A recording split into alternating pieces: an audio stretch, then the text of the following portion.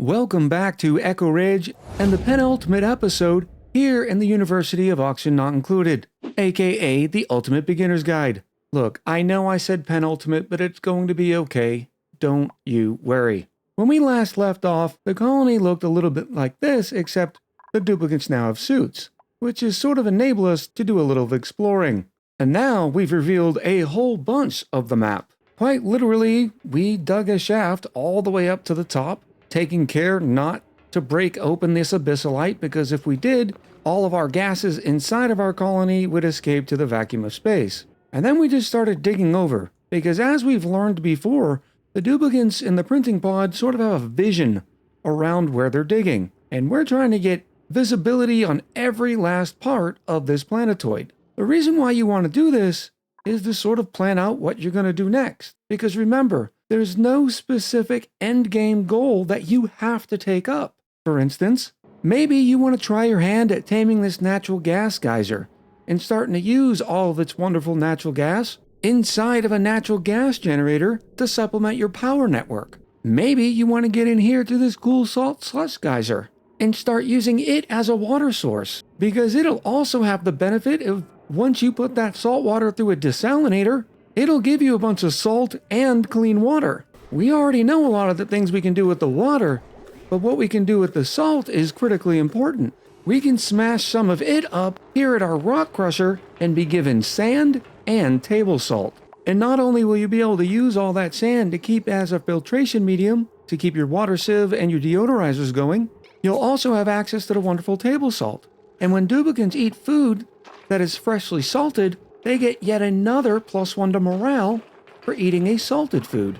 Maybe you want to ranch Drecos so that they continuously lay some phosphorite that, along with some of the polluted water you've gained access to, you can start growing pincher pepper nuts from the wonderful pincher pepper plant. And you can use that to make pepper bread, which is a superb +5 quality food that your duplicants will absolutely love. Also in our explorations, we've uncovered a volcano here and another beautiful volcano here. And with 2 volcanoes in close proximity, I would have a lot of fun dropping all that wonderful magma and doing something crazy with it. Or maybe it's time you go check out your connected planetoid by using the wonderful teleporter transmitters.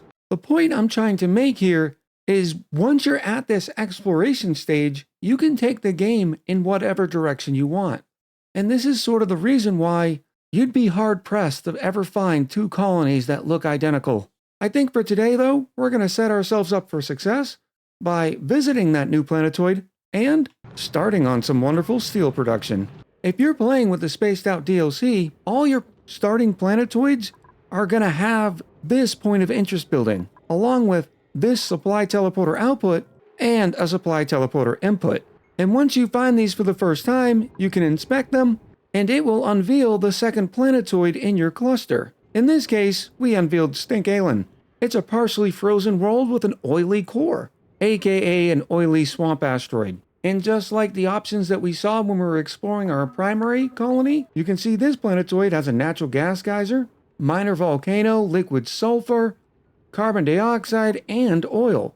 Keep in mind too, these planetoid descriptions that list these geysers means that there is at least 1 natural gas geyser, but there could be many, and so on and so forth.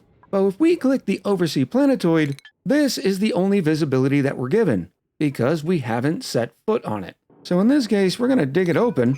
FYI, you'll also get just a tiny bit of oil here that you'll want to mop up and possibly use. And then we're going to select a duplicant to send over. In this case, I know we're going to send this Catalina. My preference is always to make sure to send a digger, that way they can dig themselves into and out of problems. So after we've broken through and gained access to the teleporter transmitter, I can select the Catalina, and once we do, we can see that Catalina now has the errand to come down here to the teleporter transmitter.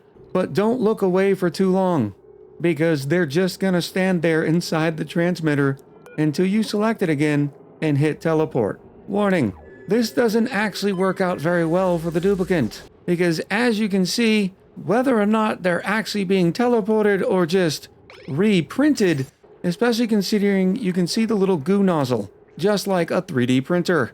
I know, it's terrifying. But now that we've stepped foot on this planetoid, we've revealed a large portion of it. And it's sort of like you're starting back over at a fresh colony, except this one's going to come with a ration box with about 13 cycles worth of food. It also has quite a bit of oxygen. That way you can sort of set up shop and get everything situated, so we wouldn't necessarily have to have Catalina in this suit. Take note though that there is no adjacent bathrooms unless you're willing or able to dig all the way over here. And notice the entrance in this case is on the wrong side. I dare say Catalina would probably end up being inside her suit if we were going to be trying to do that. Now, while this point of interest building is pretty static, and every planetoid I've visited has one of these, all these other ones are sort of optional, and you will not necessarily see them, other than, of course, another supply teleporter input and a supply teleporter output. And these two teleporters are used for transferring liquids, gases, or even solids using conveyor rails. In this case, we're not going to be staying here. I am literally just going to dig our way back out and send Catalina back using the teleporter transmitter on this planetoid. Keep in mind when you do this, just like this one over here, that it's now recharging. And if you highlight over the tooltip, you can see that it'll take 5 cycles to recharge before another duplicate can go back through it.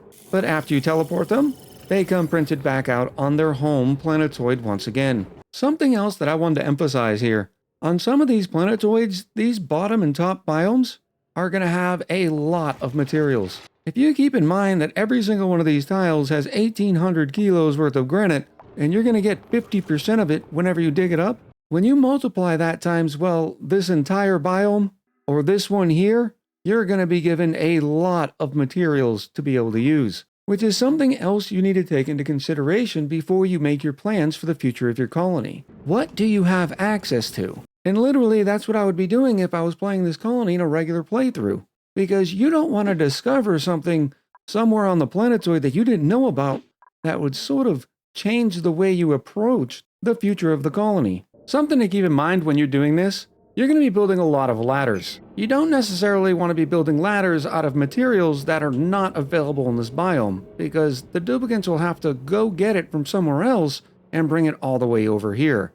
So, for instance, there's a bunch of granite here, so we're going to select granite and keep on digging up. It also makes sense that while you're exploring all these new biomes, to keep an eye on the temperature overlay. Yeah, it doesn't really matter considering your duplicates are in suits, but until you are confident in knowing and recognize what each biome presents, it's just an excellent opportunity to learn how each biome presents itself. For instance, I know these caustic biomes here are generally warm, because in your travels in Oxygen Not Included, you're not always going to have such easy access to Thimblereed and be able to put your duplicates in nice protective suits. But that doesn't mean you can't do some more exploring. Another reason why you want to keep an eye on the temperature overlay is to look for the wonderful chilly spots. This entire biome up here, that stretches from one side of the map to the other, has nothing but minus 60 to 70 degree debris, to include a bunch of ice. You could end up melting all this ice and get fresh water.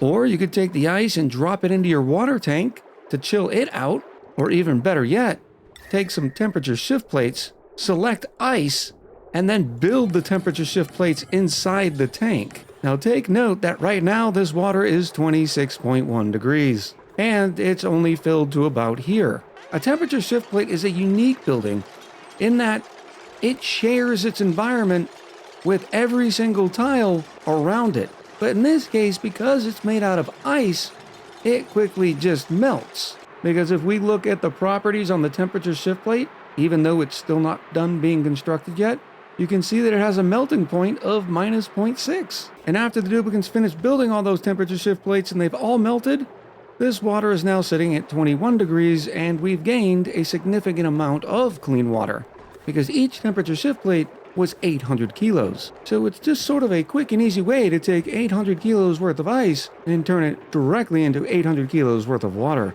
All the meanwhile, continuously cooling down our wonderful oxygen. And after a short while, we've completely revealed the entire planetoid. So it'd be at this time that I would decide on the future. Well, to tell you the truth, I'd probably decide at least the next 2 or 3 steps ahead. For instance, in this planetoid, considering it has 1, 2, 3, 4, 5 volcanoes, I'd be playing a lot with the idea of some sort of industrial sauna that takes all that magma and turns it into igneous rock. I would also want to upgrade our power system by adding some natural gas geysers, which will give us another source of polluted water, along with taming this saltwater geyser so I can gain access to the salt and sand that we talked about before. Now, when you start doing some of these mid and late game projects, the previous materials you've been working with aren't going to be usable. For instance, this natural gas geyser erupts natural gas at 150 C. So if I wanted to put a gas pump in here to take all that natural gas as it erupts, I need to be able to have it built out of something that can withstand 150 C. And when we go to our gas pump, the best that we're sort of seeing right now is out of the gold amalgam, and that'll only give you 50 plus the 75 for 125 C. That is where our friend steel comes into play. By creating steel, we're going to have a material that gives an overheat temperature of plus 200 C, and it can be used for both metal ore and refined metal projects. So to create our steel, we have to go back to the metal refinery. By clicking on the iron to steel order, you can see that there's 3 ingredients to create 100 kilos worth of steel: 10 kilos worth of lime, 20 kilos worth of refined carbon, and 70 kilos worth of iron. Well, remember a few episodes ago when I told you to start taking all that eggshell and turning it into lime? Well, we've been doing that. And for that, we now have 500 kilos worth of lime. This is also one of those materials you might want to track. If we head over to the kiln, we can find the second ingredient to make steel in the refined carbon. This refined carbon is just gonna take coal and a little bit of time inside the kiln. Lucky for us, we've been creating a lot of coal in the background, thanks to our wonderful hatches.